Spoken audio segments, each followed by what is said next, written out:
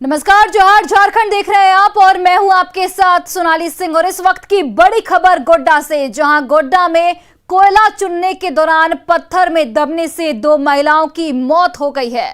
ललमटिया इलाके की ये पूरी घटना बताई जा रही है। मृतक महिलाओं में से एक बागजोरी की रहने वाली है, जबकि दूसरी महागामा की रहने वाली बताई जा रही है। एक मृतक के शव को पोस्टमार्टम के लिए सदर अस्पताल लाया गया, जबकि दूसरी मृतक का शव घर पर ही रखा है। हालांकि पुलिस इस पूरे घटना की पुष्टि नहीं कर रही है। परियोजना क्षेत्र के ईसीएल कोलफील्ड के इलाके में ललमटिया में इस वक्त हम मौजूद है और ये वो जगह है जहां से कि 2 महिला की मौत की सूचना आ रही है। आप देखिए कि बताया जा रहा था कि धंसना टाइप, लेकिन उस तरीके की कोई बातें यहां पर नहीं है। लेकिन आप देखिए यहां से जो ये बड़ी पत्थरें हैं वो यहां से नीचे गिरी थी, जिस वजह से 2 महिला की मौत हुई है। देखिए आप, उन्होंने बताया है कि जो आसपास के ग्रामीण क्षेत्र की महिला हैं वो यहाँ पर इस वजह से आती है ताकि उनका आजीविका जो है, यहाँ से घर में जो भोजन बनाने के लिए कोयला चुनना है वो चुनने के लिए आती है, क्योंकि उनका कहना है कि उनका कमोवेश सभी जमीन ईसीएल के क्षेत्र में चला गया है, तो खाना बनाने के लिए उनके पास लकड़ी भी नहीं हो पाता है, तो यहाँ से कोयला चुनकर वो चले जाती है। और इसी क्रम में ये एक बड़ी पत्थर यहाँ से गिरी थी और उस पत्थर की वजह से, दबने की वजह से 2 महिला की मौत बताई जा रही है। प्रारंभिक सूचना मिल रही है। परिजनों ने भी स्पष्ट रूप से कहा है कि इस वजह से मौत हुई है। लेकिन पुलिस की अगर हम बात करें तो लगातार पुलिस अपने सवालों से पीछे हट रही है। हमने जानने का प्रयास किया है, उनसे पूछने का प्रयास किया है कि सर क्या कुछ घटना हुआ था। सुबह जब पहली मुलाकात हमारी महागामा के एसडीपीओ से हुई है, शिवशंकर तिवारी से, उन्होंने स्पष्ट रूप से कहा है कि किसी भी तरीके की कोई सूचना उनके पास नहीं है। अभी जिस वक्त हम यहाँ पर मौजूद हैं, यहाँ पर ललमटिया थाना प्रभारी और उनके साथ जो है इंस्पेक्टर मौजूद थे। उनसे हमने पूछने का प्रयास किया कि सर इस जगह पर क्या हुआ था, तो उन्होंने स्पष्ट रूप से कह दिया कि कुछ नहीं हुआ था। सवाल ये होता है कि आखिर कैसे कुछ नहीं हुआ था, और अगर कुछ नहीं हुआ था तो पुलिस के अधिकारी इस जगह का मुआयना लेने क्यों पहुंचे थे। अगर कुछ हुआ था तो कुछ भी कहने से पीछे क्यों हट रहे हैं, क्योंकि अवैध कारोबार जो कोयले का है, अगर हम बाजार की बात करें तो आपको हर दिन 100 की संख्या में, 150 की संख्या में, 200 की संख्या में वो साइकिल मिल जाएंगे जो अवैध रूप से कोयला लेकर यहाँ से निकलते हैं और बाहर जाते हैं। और उसी क्रम में इस तरीके की दुर्घटना भी सामने आती है। तो क्या पुलिस के देखरेख में वो सब कुछ चल रहा है, और अगर नहीं चल रहा है तो इस घटना से पुलिस अब तक मना क्यों कर रही है। और अगली खबर धनबाद से है, जहां ईसीएल मुगमा एरिया के कापासारा आउटसोर्सिंग में चाल धंसने से एक युवक की मौत हो गई। मृतक का नाम मुन्ना यादव है। चाल धंसने के बाद उसके साथी किसी तरह उसे बाहर निकालकर अस्पताल ले गए, लेकिन वहां डॉक्टरों ने उसे मृत घोषित कर दिया। मृत युवक मुगमा के इंदिरा नगर का रहने वाला बताया जा रहा है। हालांकि निरसा पुलिस ऐसी किसी भी घटना से इनकार कर रही है। आपको बता दें कि निरसा थाना और गलफरबाड़ी ओपी क्षेत्र के सीमा क्षेत्र में कापासारा आउटसोर्सिंग संचालित है, जहां कोयला चोर और अवैध कोयला खुदाई करने वाले लोग सैकड़ों की संख्या में पहुंचते हैं। लेकिन इसे रोकने में ईसीएल प्रबंधन और पुलिस साफ तौर पर असफल नजर आ रही है।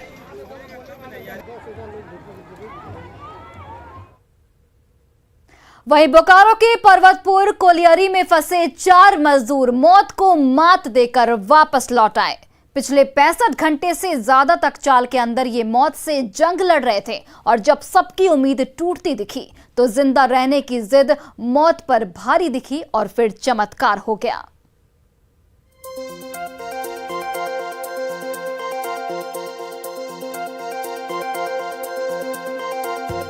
जी हां, इन तस्वीरों में आज जिन 4 लोगों को गांव के लोगों से घेरे देख रहे हैं, ये कोई मामूली आदमी नहीं, ये वो हैं जिन्होंने मौत को मात दी है। 65 घंटे तक ये मौत से जंग लड़ते रहे और फिर मौत को हराकर जिंदगी की जंग जीत गए। बोकारो के पर्वतपुर कोलियरी में चाल धंसने के बाद 4 मजदूर पिछले 65 घंटे से फंसे हुए थे। रेस्क्यू को लेकर बीसीसीएल ने भी हाथ खड़े कर दिए थे।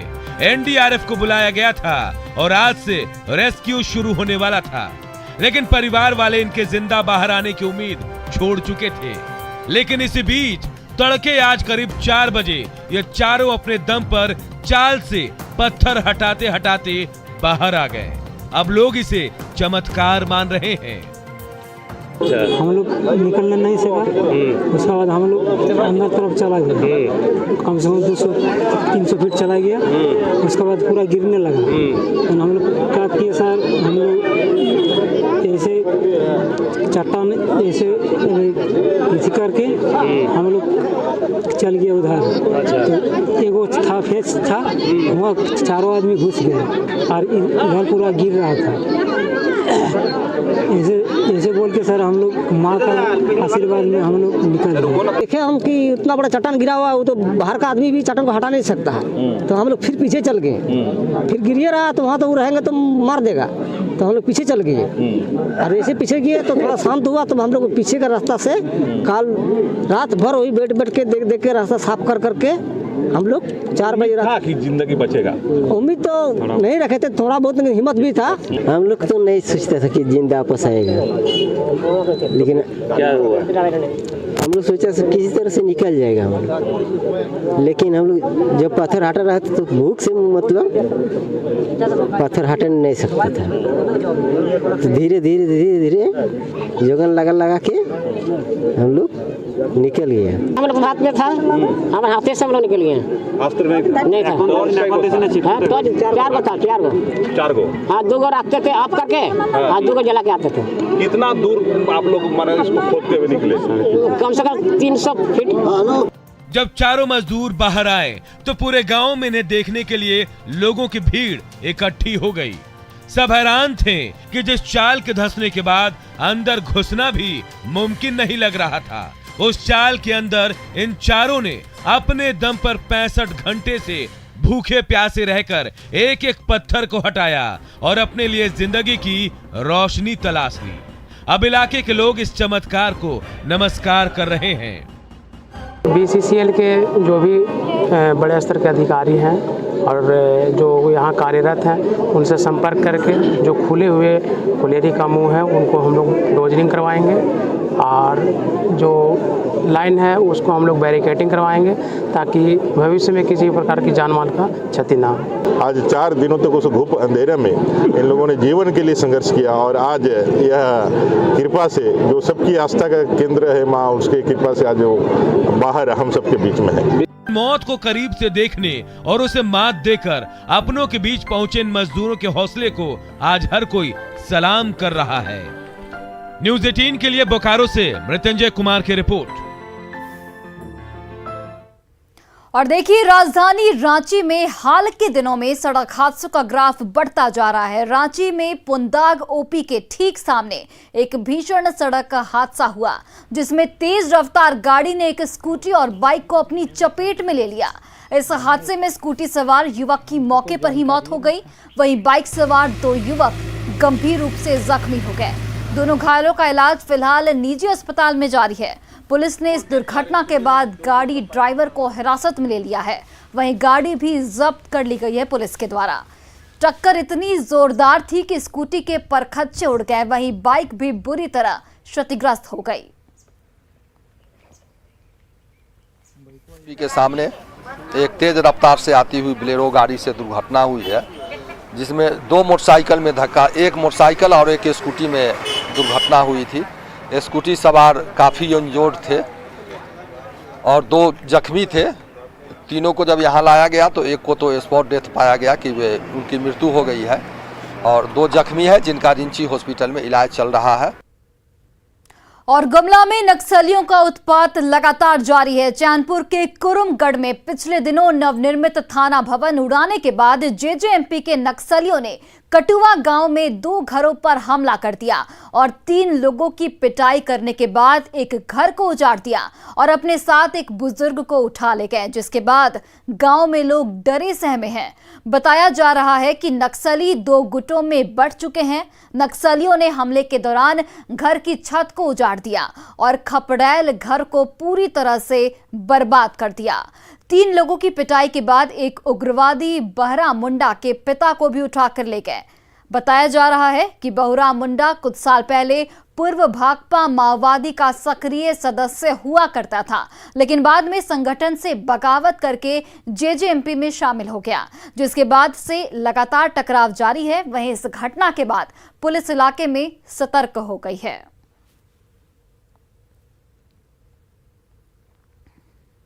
हाँ। और आई के का कर लाए? आई के दूरा खोलवा लाए। हाँ। कहें घर होला मन। हाँ। मतलब दूरा खोलवा लाए, ओकर बाद ईमन के बाहर निकलाई गए। हाँ। छाइन चेड़ के पासक शुरू कर लाएं और जैसे पाइस पूछा के कहलें कि तोहरे मन यहाँ से भाग जावा, हाँ भाग जावा कहलें। और इसकी लगातार हम लोग जांच कर रहे हैं और इस संदर्भ में हम लोग अग्रतर कार्रवाई करके शीघ्र बरामद कर लिया जाएगा उसको। पुलिस लगातार अलर्ट मोड में है, लगातार अभियान निकाला जा रहा है सारे क्षेत्र में। पुलिस घूम घूम के सूचना संकलन भी कर रही है और इस संदर्भ में हम लोग बिल्कुल रेडी है और ऐसे कोई भी घटना को लिए हम लोग तैयार है और उसको बचाएंगे। और दुमका के शिकारीपाड़ा थाना क्षेत्र में एक गाड़ी अनियंत्रित होकर पलट गई। इस गाड़ी में बोरे में नारियल रखे थे, लेकिन जब लोगों ने पास जाकर देखा तो उसमें नारियल के नीचे विस्फोटक का जखीरा छिपा कर रखा गया था। गाड़ी में कई पेटी जिलेटिन की छड़ और डेटोनेटर रखे गए थे। ये गाड़ी दुमका से रामपुर हाट की ओर जा रही थी। पुलिस इस बात का पता लगाने में जुट गई है कि विस्फोटक कहां से लाया गया, इसे कौन लेकर जा रहा था, साथ ही इसे कहां पहुंचाना था।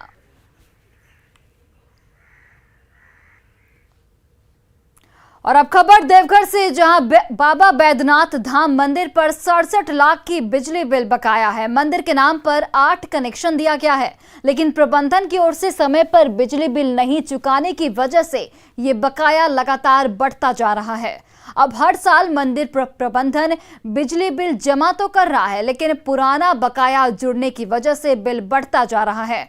पिछले महीने अक्टूबर बिजली बिल 67 लाख बकाया होने के बाद डीसी और एसडीओ ने 15 लाख रुपए जमा कराकर खाना पूर्ति कर दी, जिसकी वजह से अभी भी मंदिर पर 52 लाख रुपए बकाया है। और यह हाल तब है जब मंदिर प्रबंधन को हर साल करोड़ों में आय हो रहा है।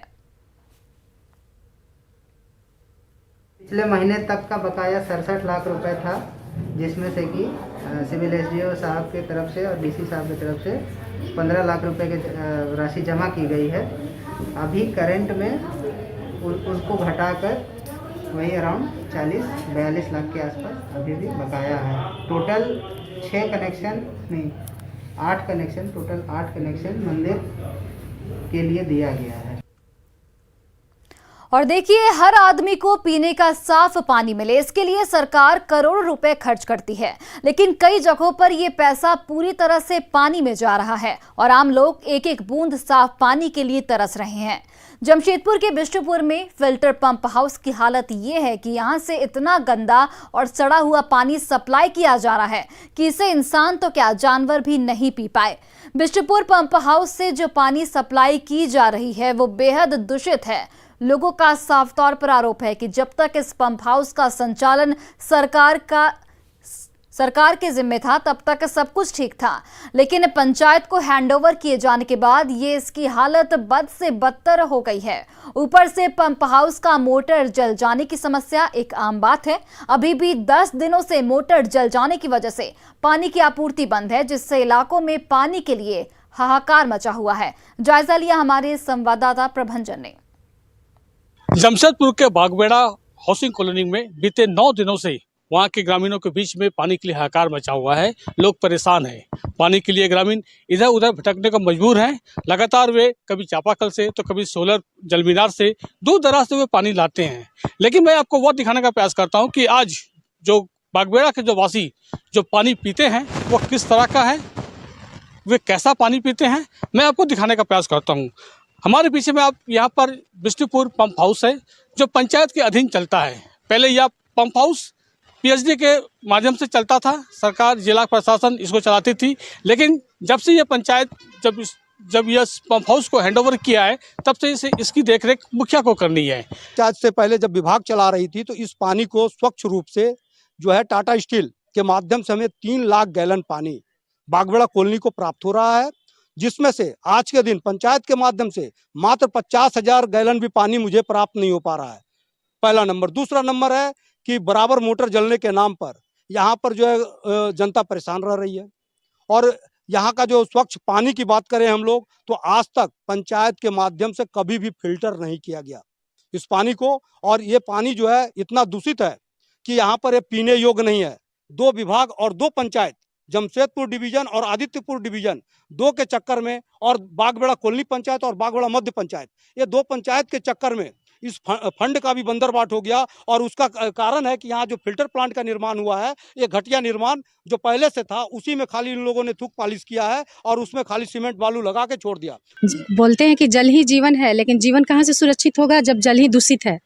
यहाँ तो जल में बहुत गंदा वातावरण है यहाँ का। यहाँ साधारण आदमी खड़े भी नहीं हो सकते हैं ढंग से, और पानी पीना तो दूर की बात है। तो ये पानी का सोल्यूशन जब तक हम लोग को नहीं मिलेगा, हम लोग बड़े पैमाने पर आंदोलन करेंगे। और स्वच्छ पानी हम बागबेड़ा वासियों को चाहिए। इसके लिए जो करना होगा जिला प्रशासन, इसका जो मुखिया पंचायत जो है वो हैंड ओवर करे। लेकिन ये दूषित पानी जो ग्रामीण जो बागबेड़ा जो वासी जो पी रहे हैं, हम कह सकते हैं कि उन्हें जो पानी दिया जा रहा है वो काफ़ी दूषित है, जिससे लोग बीमार भी पड़ते हैं और वो परेशान भी है। प्रवंजन कुमार, न्यूज़ 18 जमशेदपुर। और देखिए, गिरिडीह में जमुआ प्रखंड के एफसीआई गोदाम में भारी मात्रा में गेहूं सड़ रहा है। इसके अलावा यहां पर रखे सैकड़ों बोरा नमक और चीनी भी बर्बाद हो रहे हैं। गोदाम में रखे नमक और चीनी के बोरे पर धूल की मोटी मोटी परत जमी दिख रही है और इन सभी की वजह है वितरण में अनियमितता। बताया जा रहा है कि पिछले 4 महीने से नमक और चीनी का वितरण नहीं किया गया है। लाभुकों की लाख शिकायत के बाद भी भ्रष्ट पीडीएस डीलर और अधिकारियों पर कोई कार्रवाई नहीं की जा रही है। जब गोदाम में बर्बाद हो रहे अनाज पर अधिकारियों से सवाल जवाब किए गए तो उनका रवैया लापरवाही भरा रहा।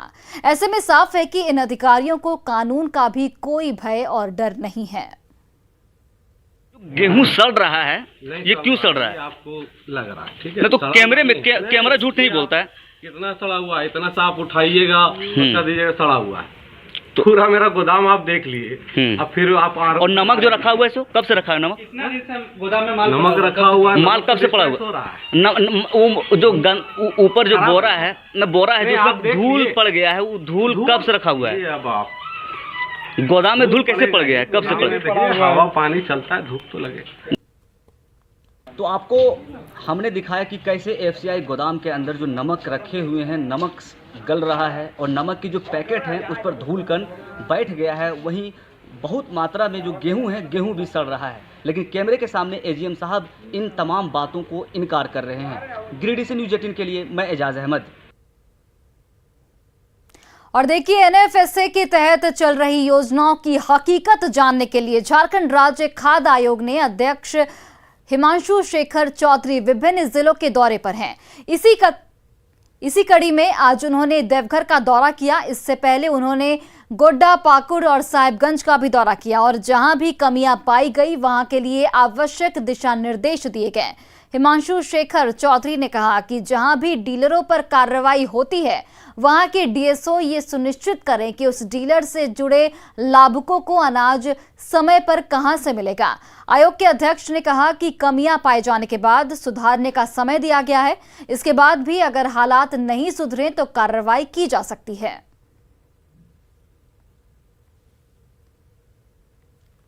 डीएसओ को ये निर्देश दिया है कि जब कभी किसी डीलर के खिलाफ कार्रवाई की जाती है तो कार्रवाई करने से पहले ये सुनिश्चित कर लिया जाए कि उस डीलर के यहाँ जितने लाभुक संबद्ध हैं उन्हें इस आशय की जानकारी दे दी जाए कि जिस डीलर पर कार्रवाई की गई है या उसकी सेवा स्थगित की गई है उस दौरान उसे अनाज कहाँ किस डीलर से मिलेगा, इस आशय की पहले जानकारी दे दी जाए। जिन जिलों में कमी पाई गई उसको दुरुस्त करने के लिए मैंने कहा है और वक्त दिया है।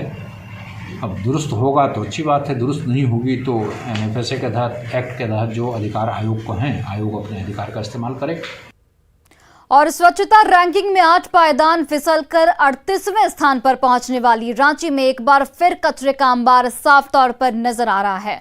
राजधानी रांची के सभी मुख्य मार्ग, अपर बाजार समेत गली मोहल्लों में पिछले कुछ दिनों से कचरे का उठाव नहीं हो पाया है।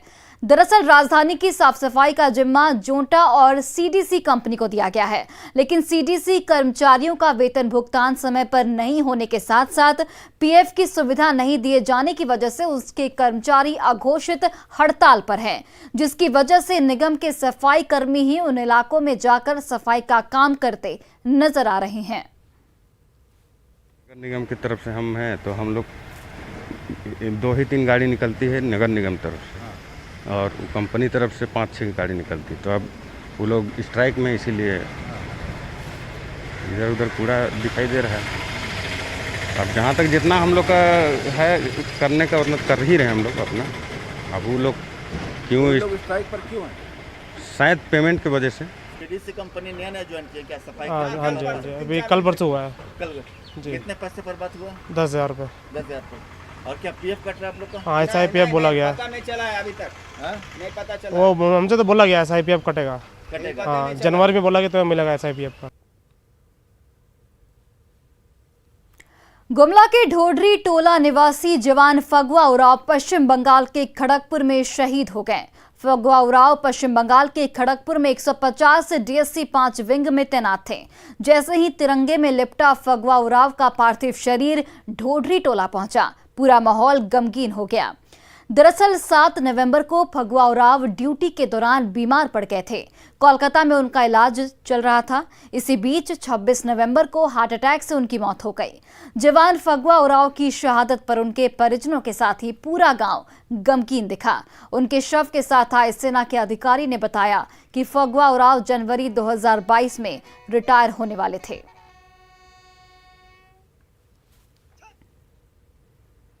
और इस वक्त की बड़ी खबर कोडरमा से, जहां कोडरमा रजौली घाटी में गैस टैंकर पलट गया है।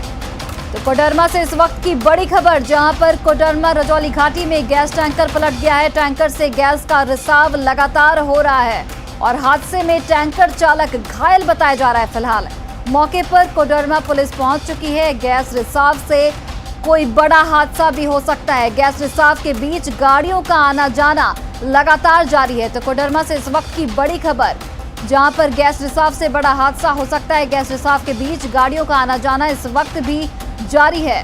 और आपको बता दें कि कोडरमा रजौली घाटी में गैस टैंकर पलटा, जिसकी वजह से टैंकर से गैस का रिसाव लगातार हो रहा है। हादसे में टैंकर चालक फिलहाल घायल बताया जा रहा है। मौके पर कोडरमा पुलिस पहुंच चुकी है, लेकिन गैस रिसाव से कोई बड़ा हादसा भी हो सकता है। और हैरानी की बात यह है कि गैस रिसाव के बीच गाड़ियों का आना जाना फिलहाल लगातार जारी है।